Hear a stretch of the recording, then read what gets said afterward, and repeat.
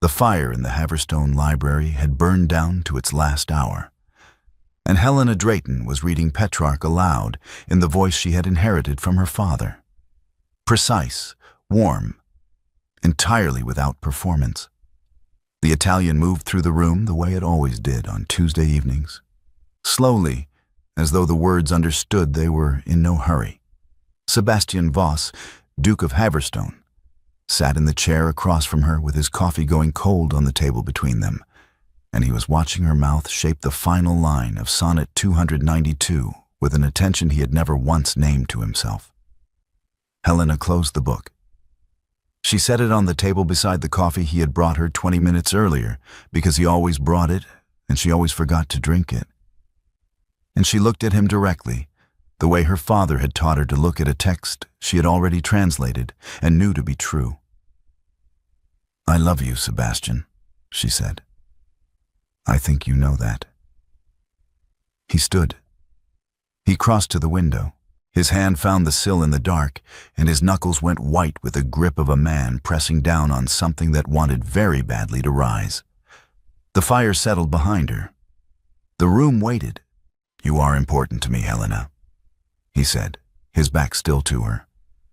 But not in that way. She did not move from her chair. "Are you certain?" "I am certain." She sat with his certainty for 3 seconds.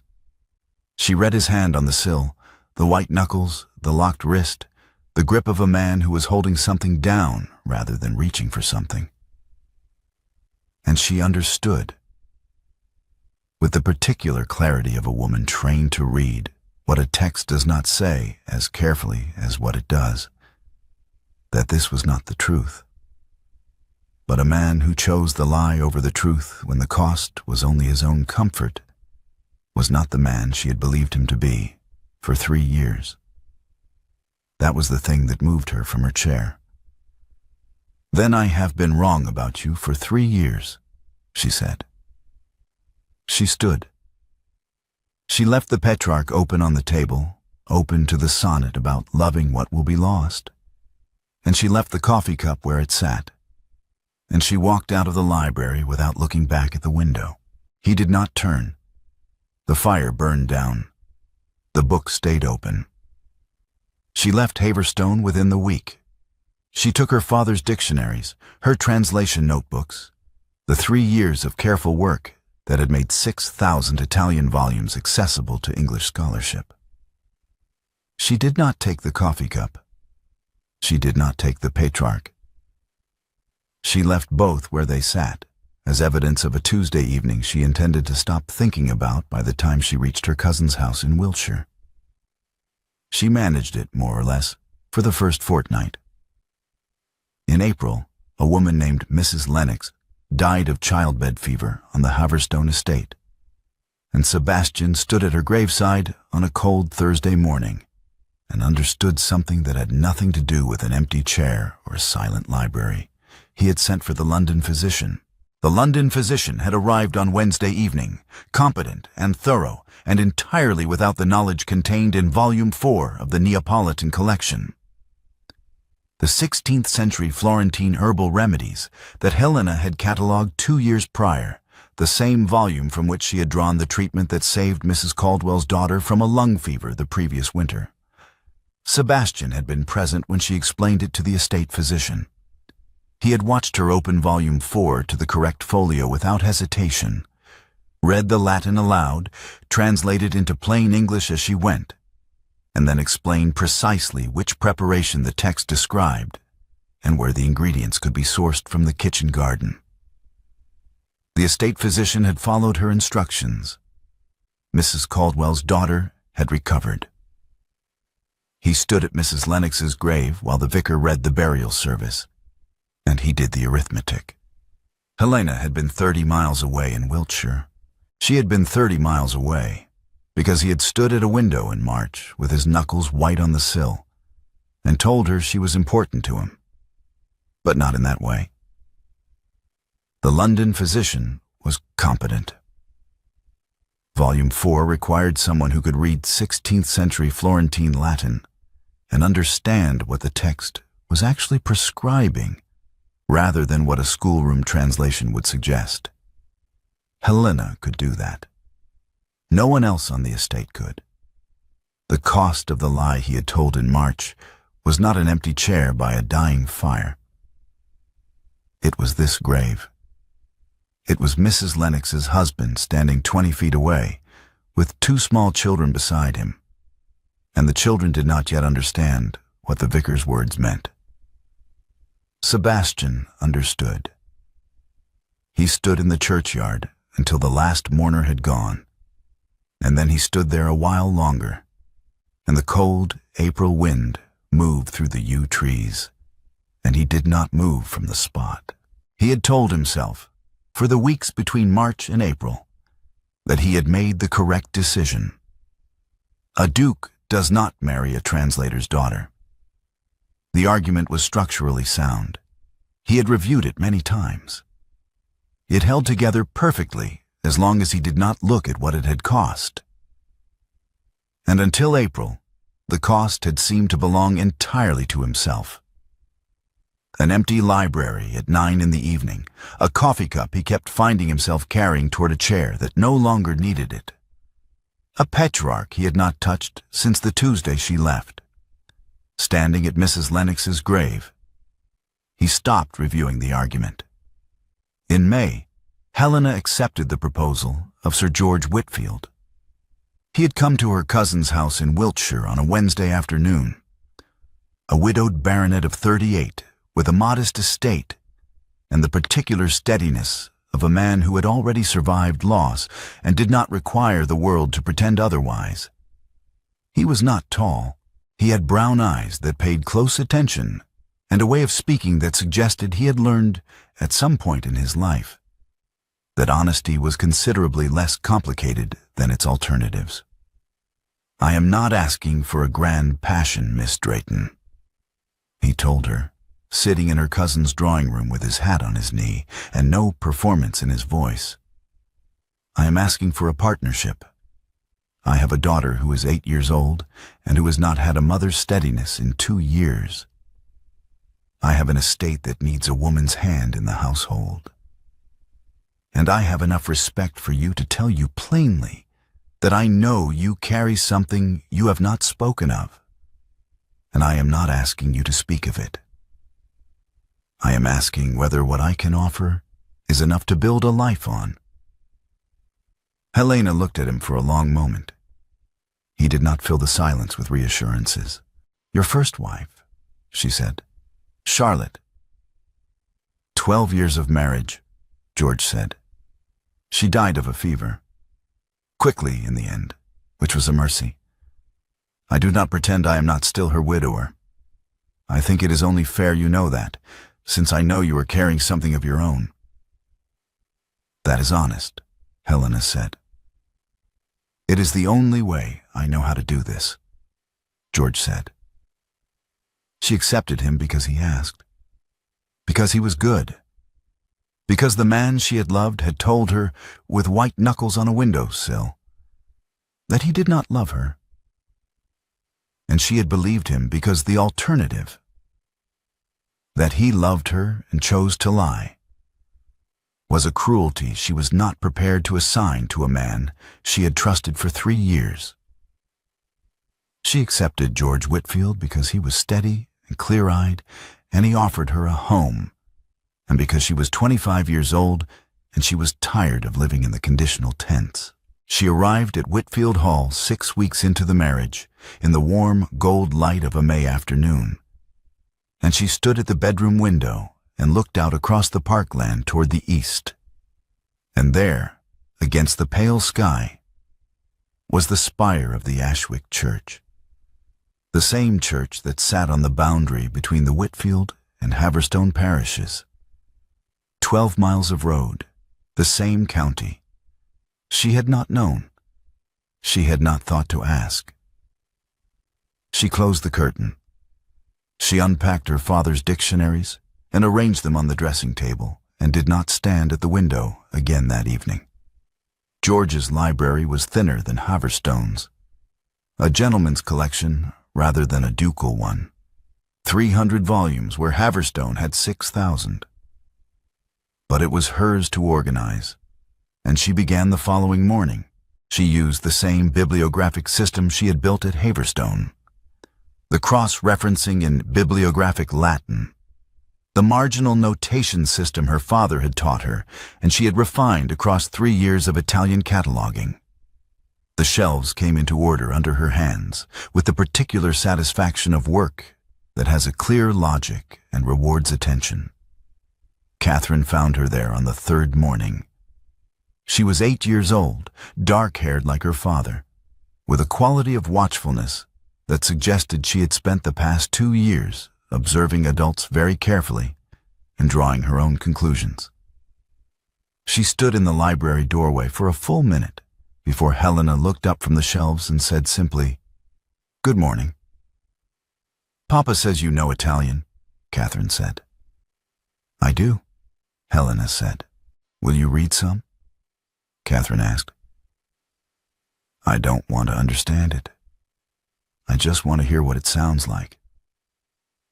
Helena set down the volume she was holding and picked up the nearest Italian text, a Boccaccio she had placed in the 2nd row, and read 3 stanzas aloud.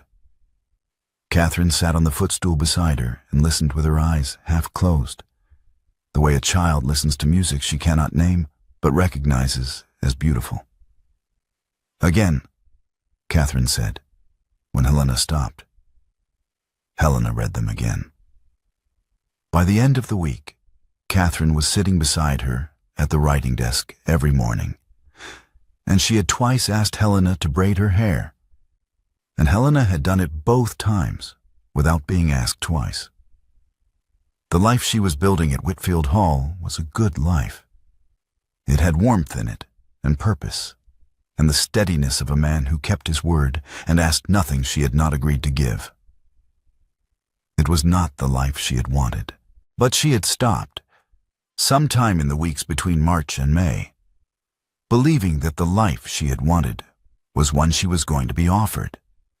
The Ashwick Assembly Rooms in June were everything a first public appearance as Lady Whitfield required.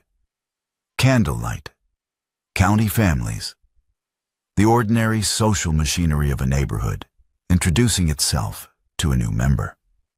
Helena wore pale green and stood at George's side and accepted introductions with the warmth and precision of a woman who had spent 3 years navigating the social geography of a ducal estate and knew how to be present in a room without giving anything away.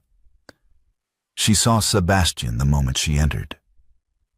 He was standing near the far wall in conversation with 2 men she did not recognize, and he was wearing dark blue, and he had not changed in the 3 months since March, except that something in the set of his shoulders was different.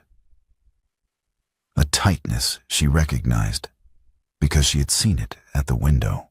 Their eyes met across the width of the room for perhaps 2 seconds.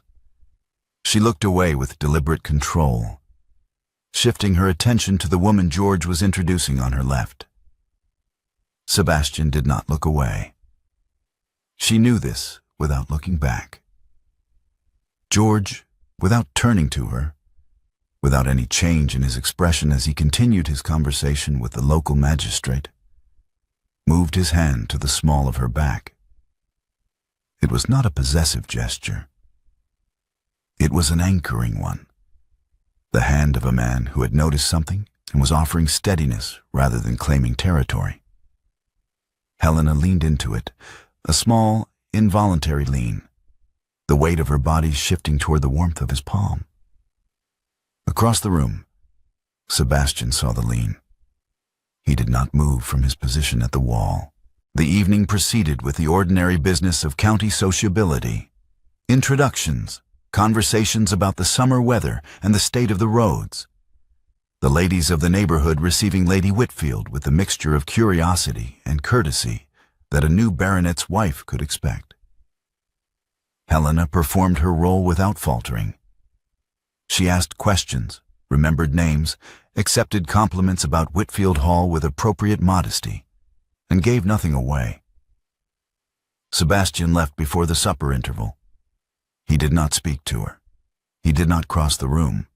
He simply was present, and then was not. And Helena noticed his departure the way you notice when a sound you had been unconsciously tracking goes silent. Not with surprise, but with an awareness that the quality of the room had changed. George noticed that he left. He said nothing about it on the drive home, and Helena said nothing about it either. And the 12 miles of road between the assembly rooms and Whitfield Hall passed in a quiet that was not uncomfortable, but was not entirely easy either. The boundary dispute between the Whitfield and Haverstone estates had been pending since the previous autumn, concerning a strip of eastern field that both properties claimed under different readings of the 1796 boundary charter. The surveyor, a precise and unhurried man named Mr. Tate, required the presence of both landowners and whatever documentary evidence each could produce. George asked Helena to attend. "You catalogued the Haverstone estate documents," he said, over breakfast on a Tuesday morning, with the same directness he applied to everything. "You know the 1796 charter. I need someone in that room who can read the Latin boundary description accurately. I would rather that person be on my side of the table." "Yes," Helena said. She set down her teacup. "Of course." She entered the Haverstone estate office as Lady Whitfield, with George at her side and Mr. Tate behind them. And she did not allow herself to look at the room as anything other than a room she was visiting for professional purposes. The document cabinet stood against the north wall, oak and brass, 8 drawers arranged by year. She crossed to it without pausing, went directly to the 3rd drawer, 1790 to 1800, boundary and survey documents, and pulled the charter folder without searching for it. A loose page fell from the folder as she lifted it. It drifted to the floor, and Sebastian, who had been standing 3 feet away, bent and picked it up before she could reach it. He read it. It was a translation note in her handwriting, a margin correction she had made 2 years ago on the Latin boundary clause, clarifying an ambiguous ablative that changed the meaning of the eastern field description entirely. Her handwriting, her notation system, her correction in his house, in a document she had handled during the years she had believed they were building something together. Sebastian held the page out to her. She took it. Their fingers overlapped on the paper for perhaps 4 seconds. His index finger against hers, her thumb against the edge of the page. And then she pulled it away, and he let it go. His hand remained extended in the air between them for a moment, empty, before he lowered it to his side. Mr. Tate arranged his instruments on the table and began reading the charter aloud, his Latin competent but imprecise, the rhythm of a man who had studied the language rather than lived in it. On the 2nd paragraph, Helena said, without looking up from the document in her hands, "The boundary clause reads ad lapidem angularem orientalem, to the eastern corner stone, not the eastern field stone. The distinction matters. The cornerstone is 12 feet further north." Mr. Tate stopped. He looked at his copy. He looked at her. "You are correct, Lady Whitfield," he said, with the slightly wounded dignity of a man who had been corrected by a woman in front of 2 landowners and a surveyor's assistant. "Thank you," Helena said, and returned to the document. Across the table, Sebastian almost smiled. It was the particular smile of a man watching someone do something he had watched them do 100 times before. The quick, involuntary recognition of a quality he had spent 3 years taking for granted. He caught himself. He pressed his mouth flat and looked at the charter. George, standing to Helena's left, observed the almost smile. He observed that Helena had gone directly to the 3rd drawer without being told which drawer to try. He observed the quality of her familiarity with this room. Not the familiarity of a visitor, but of someone who had moved through it regularly, who knew where things were kept because she had kept them there. He said nothing. The boundary dispute was resolved in Whitfield's favor on the eastern field, on the basis of the cornerstone reading. Mr. Tate packed his instruments. Sebastian shook George's hand with the precise courtesy of a man performing courtesy correctly. He did not look at Helena as she returned the charter folder to the third drawer, in the correct position, with the loose page replaced inside. George said nothing about any of it on the drive home. He looked out the carriage window at the road, and Helena looked at her hands in her lap. And Catherine, who had come along for the drive and promptly fallen asleep against Helena's shoulder, breathed steadily in the way of children who have no idea what the adults around them are managing. Mrs. Caldwell came to Whitfield Hall on a Thursday morning in late June, a round-faced woman of 50, with the particular manner of a tenant who has decided to impose on the goodwill of a great house and is slightly embarrassed about it. She was shown to the sitting room, where Helena received her with tea and the genuine warmth she had always felt for the Haverstone tenants. Mrs. Caldwell's son Thomas had been apprenticed to an Italian merchant house in Livorno the previous autumn, and the correspondence had grown considerably more complex than a schoolroom Italian dictionary could manage. "He writes about consignment terms," Mrs. Caldwell said, producing the letter from her bag. "And there is a word here, avaria, that I cannot find anywhere." "General average," Helena said, taking the letter. "It is a maritime insurance term. When cargo is sacrificed to save a ship, the loss is shared proportionally among all parties with an interest in the voyage." She set the letter on the sitting room table and began translating it into the margin in small, clear English, working quickly and without hesitation.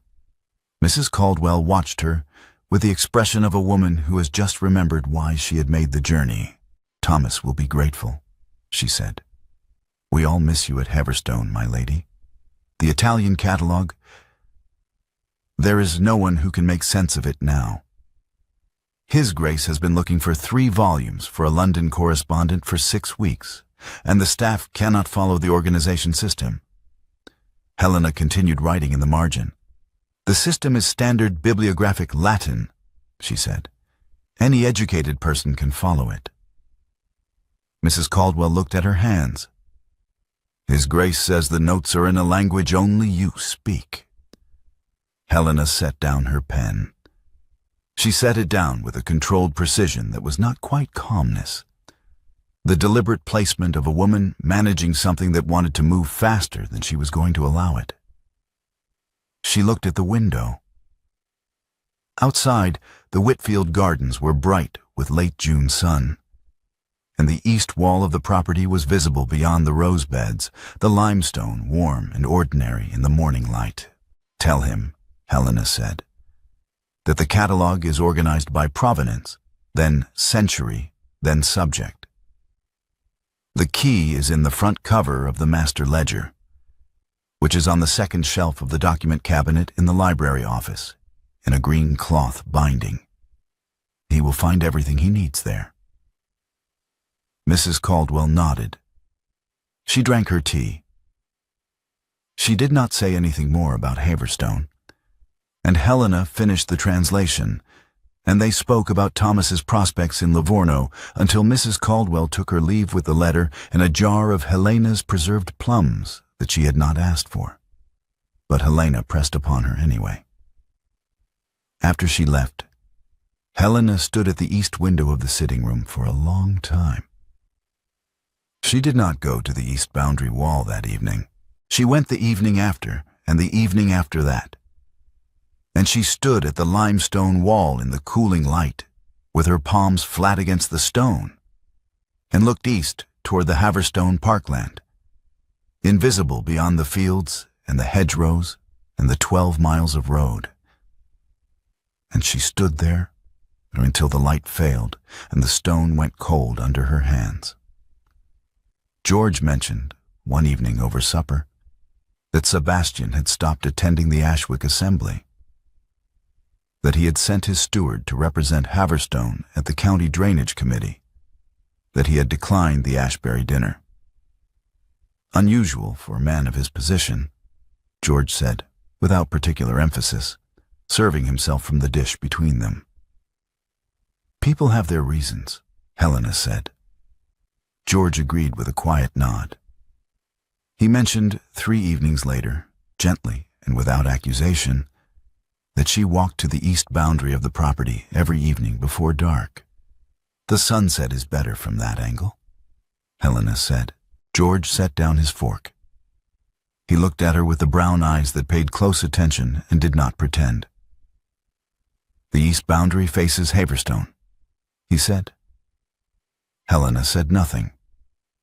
George did not press the point. He folded his napkin and set it beside his plate and went inside. And Helena remained at the boundary wall until the last of the light was gone and the stone was cold and the fields on the other side of it were dark. George came to the small Whitfield library on a Monday morning to find Helena reorganizing the shelves. She had been at it for an hour, moving volumes into the cross-referenced orders she was building. The same system, the same notation, the same bibliographic Latin she had used at Haverstone, reconstructed now in a smaller room with a thinner collection and the morning light coming through the east window. He sat in the reading chair and watched her work in silence for several minutes. She moved between the shelves with the focused economy of a woman doing something she understood completely, and she did not notice him sit down. Or if she did, she gave no sign. "How long were you at Haverstone?" George asked. "Before we met in Wiltshire."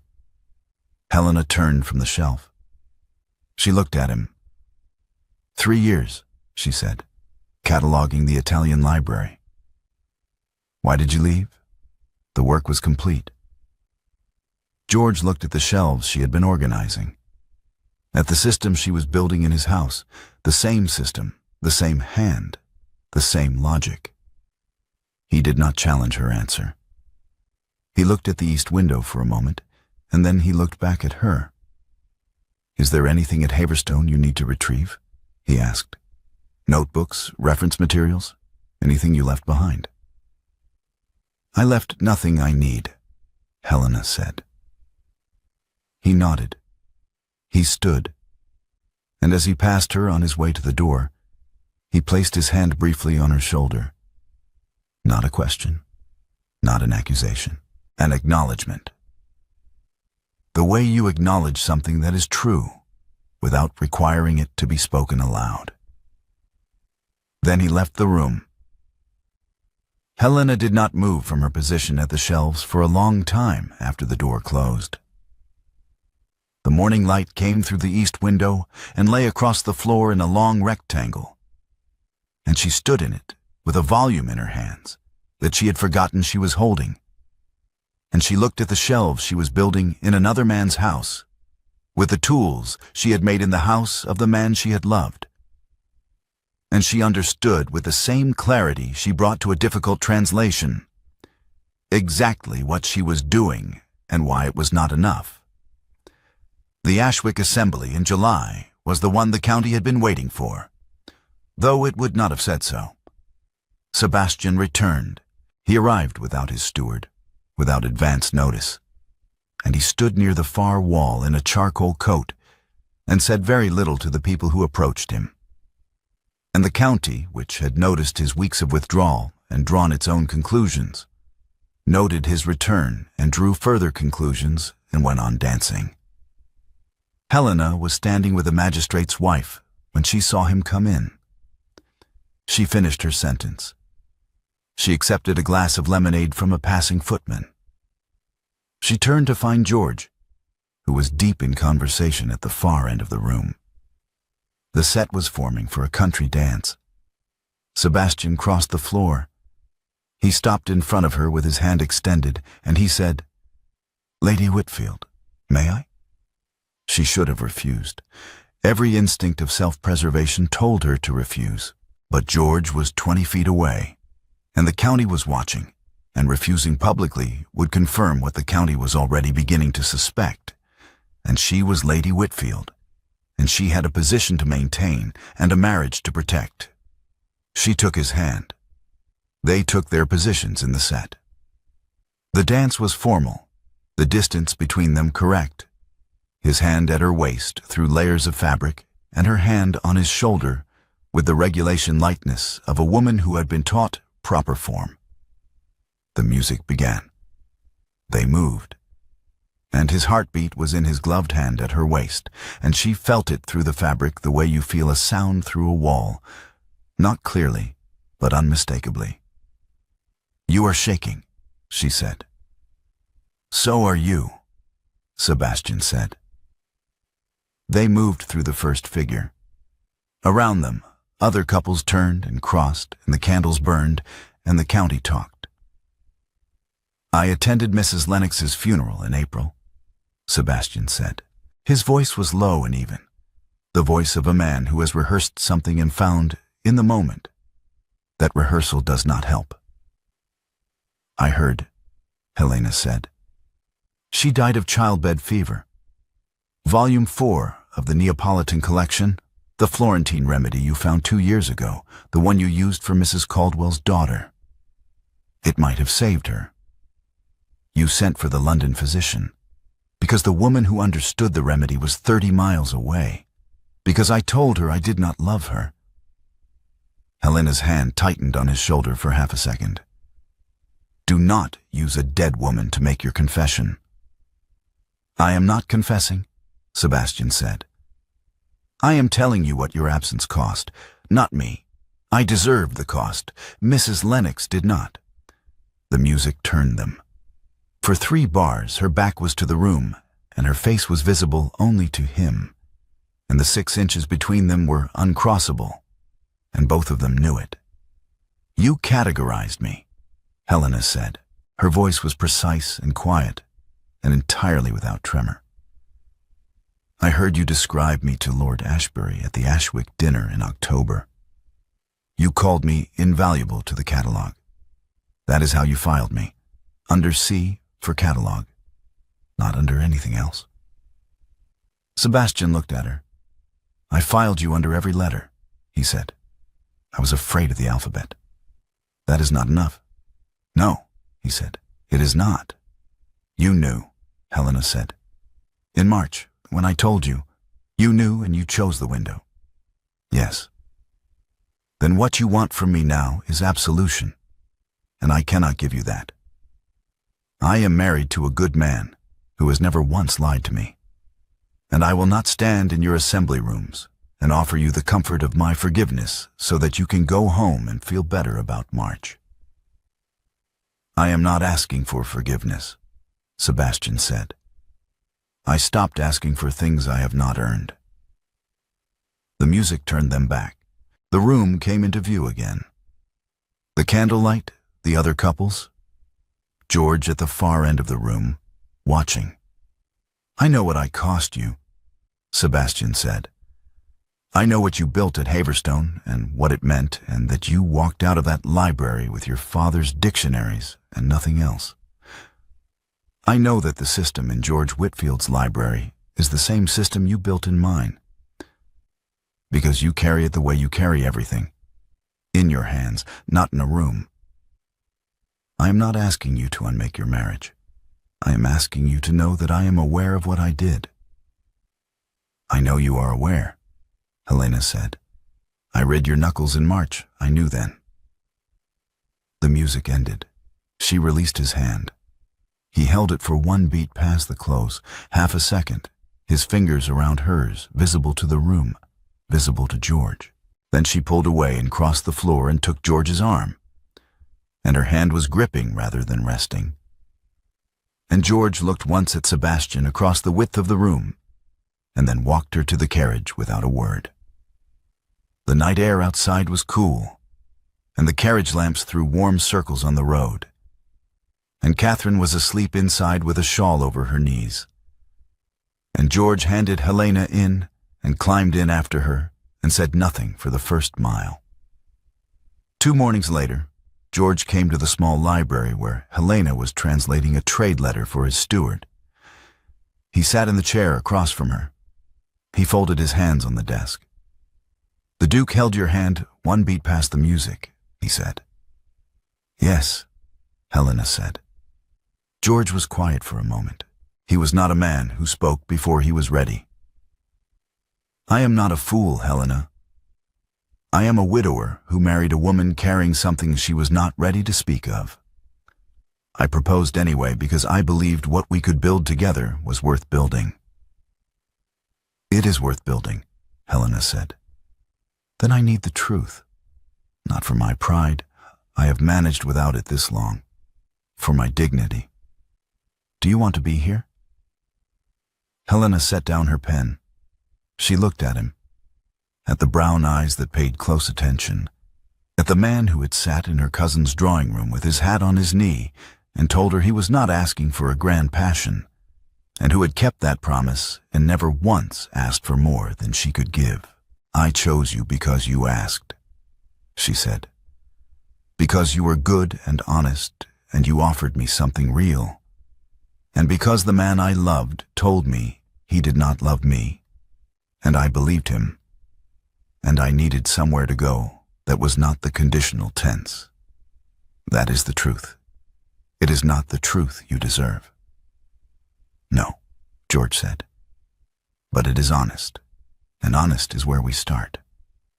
"You deserve the whole of me," Helena said. "I have been giving you the part that was left after March. I have been treating you as a verdict on another man's failure, as though marrying you was an argument I was making to someone who is not in this room.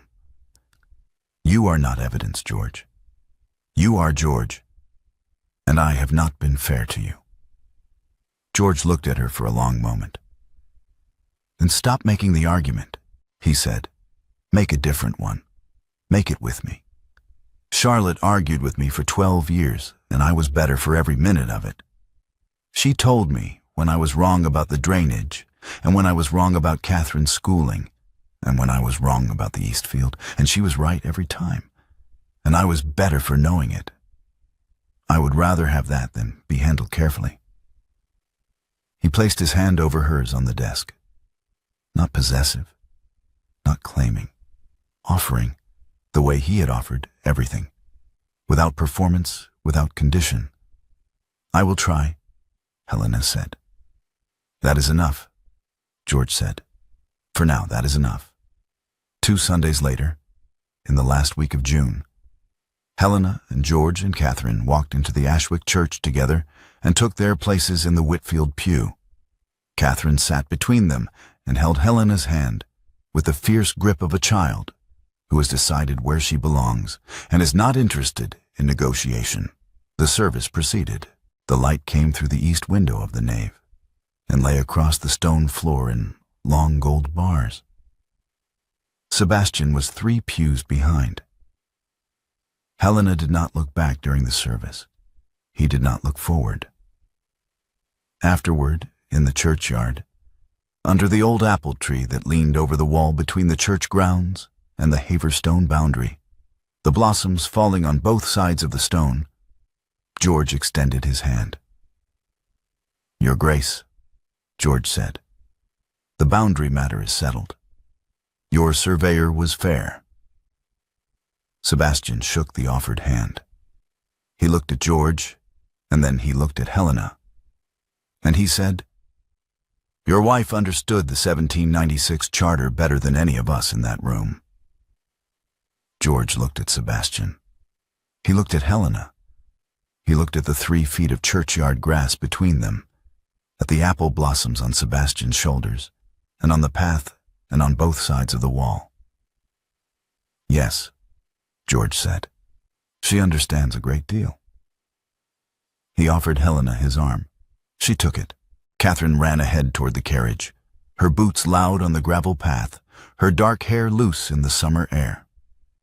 Helena turned once at the gate. Sebastian was standing by the wall with the apple tree behind him, the blossoms settling on his coat, on the path, on the stone that ran between both their lives. He did not move. He did not speak. He stood there the way a man stands when he has understood something too late to act on it, and has accepted that understanding as the only thing left to carry. She looked at him. She lifted her chin. The gesture of a woman who had told the truth in March and been lied to, who had walked out of a library with her father's dictionaries and nothing else, who had built a life in the conditional tense and then rebuilt it in the present, one shelf at a time, one braided plait at a time, one honest conversation at a time. The gesture of a woman who was choosing, every morning, to build it. The carriage left. The road ran 12 miles between Whitfield Hall and Haverstone, through the summer fields and the hedgerows and the long gold evening. That evening, Sebastian sat alone in the Haverstone library. The same chair, the same fire, the same table with the empty chair across from it, where she had sat on 100 Tuesday evenings and read Petrarch aloud in the voice she had inherited from her father. The canzoniere was still on the table, still open to Sonnet 292, the page she had been reading when she said the words. He had not turned it in 3 months. He had not moved it.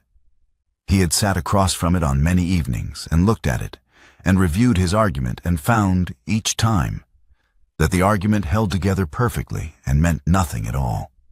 He picked up the book. He read the final line of Sonnet 292 once, in silence, in his own imperfect Italian that she had corrected 100 times. Then he closed the book. He carried it to the shelves, 3rd row, between Cavalcanti and Poliziano. The position she would have assigned it, the position that followed from her system, the position that was obvious if you understood the logic she had built and had been paying attention. He set it in its place. He stepped back. The fire burned. The chair stayed empty.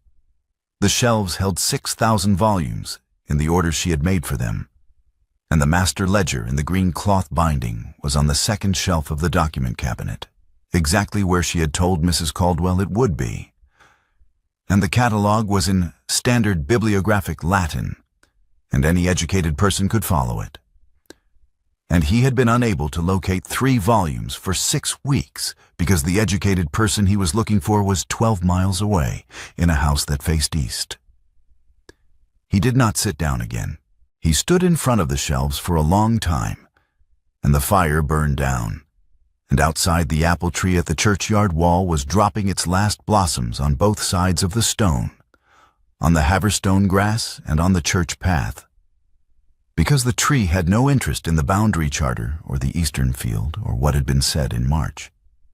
It bloomed and dropped its blossoms on whatever ground was beneath it, and the wall ran through the middle of its shadow, and that was all.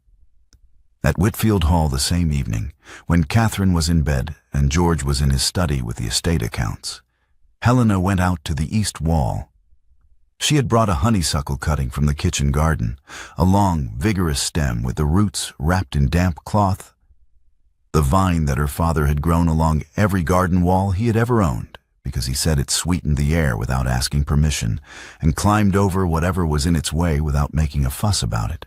She knelt at the base of the limestone wall and pressed the cutting into the soil, working the earth back around the roots with both hands, firming it down the way her father had taught her, making sure the roots had purchase and the stem had room to climb.